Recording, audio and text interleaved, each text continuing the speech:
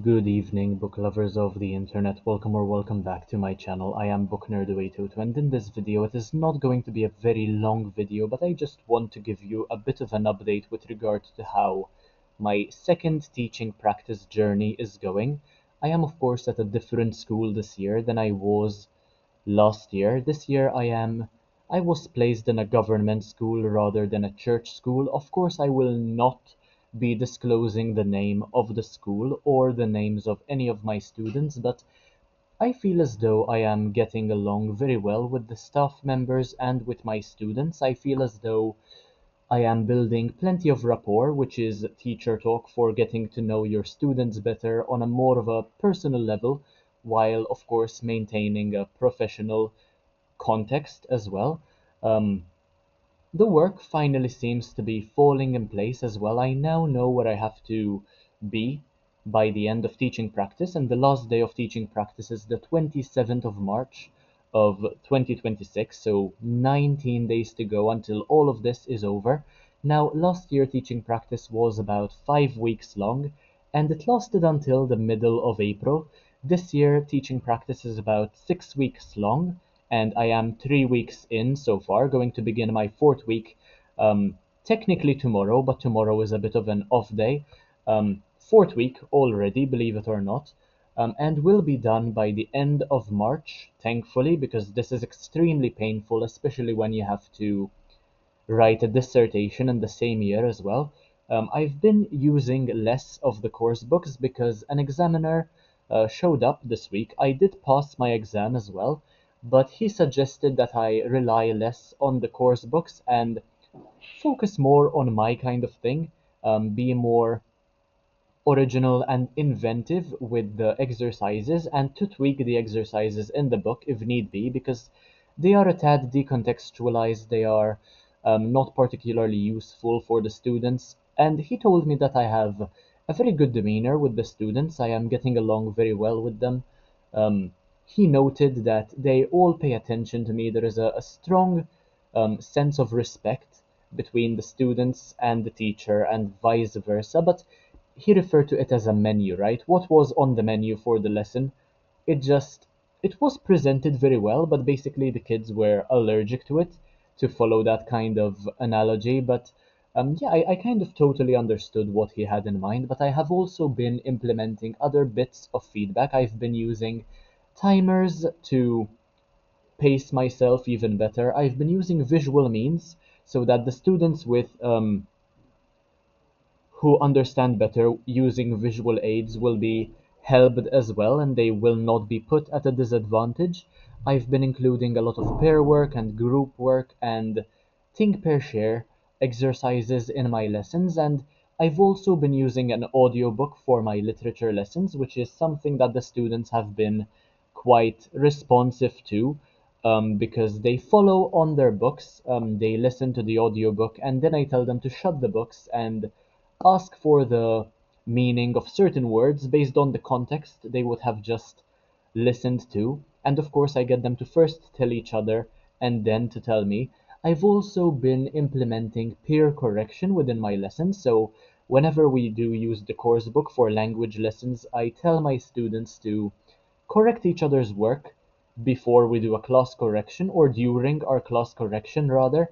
Um, so that they take accountability of their own work and everyone is paying attention because they do not want to feel embarrassed when their friends are correcting their work. So that is one easy way of getting everybody to pay attention. I've also been trying to implement the whole idea of getting them to raise their hands before answering a question rather than during. Many people are so enthusiastic during my lessons that they tend to raise their hands, and instead of waiting for me to tell them to respond, they just tell me the answer, which honestly is quite annoying, and it takes away from the opportunity that other students might have to think, to be given some time to be chosen. So yeah, it can be a bit frustrating, which is why I've been taking that seriously and completely ignoring some students when they behave in that way. Um, Other than that, I think I am doing well in terms of both literature and language lessons. Sometimes lessons are lost for no reason whatsoever, and I inevitably fall behind whether I like it or not. I have lesson plans, in fact, which um, I never get to use for some reason or other, or I have to postpone, which is frustrating as well. But working at any school, apparently, teachers tend to miss a lot of lessons for whatever reason. But yeah, I feel as though my students are taking a liking to me. They do love the fact that I am a YouTuber as well, because it is something that they can look up to. I, of course, do not bring it up in class because it is not something that feels professional to do, even though my channel is completely family friendly and respectful towards everyone, but I don't feel as though it is the right place for me to bring it up. But they discovered my channel within my first couple of hours of teaching practice, so I didn't really have a say. Um, and I think was that all I had to say? I'm not sure if I had any other things to say. I'm just happy to have passed my second exam with a different examiner this time round.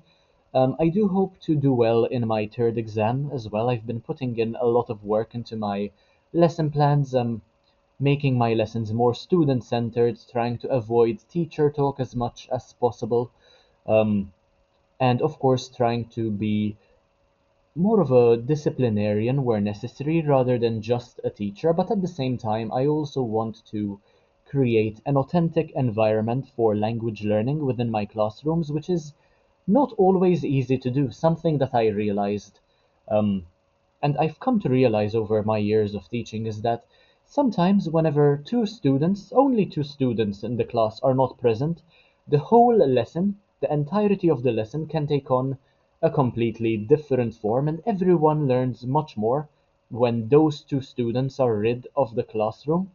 Good riddance, honestly, despite me respecting all of my students, of course, but if there is somebody who does not wish to learn, they should be given the option to leave.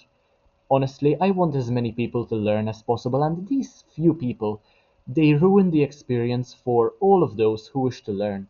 So, in my opinion, if there is anyone who does not wish to learn at all, or not wish to learn a particular subject, they should be given the option not to follow that subject so as not to ruin it for everyone else. But yeah, that is a bit of a reflection with regard to my teaching practice so far. Week 2/week 3, I guess.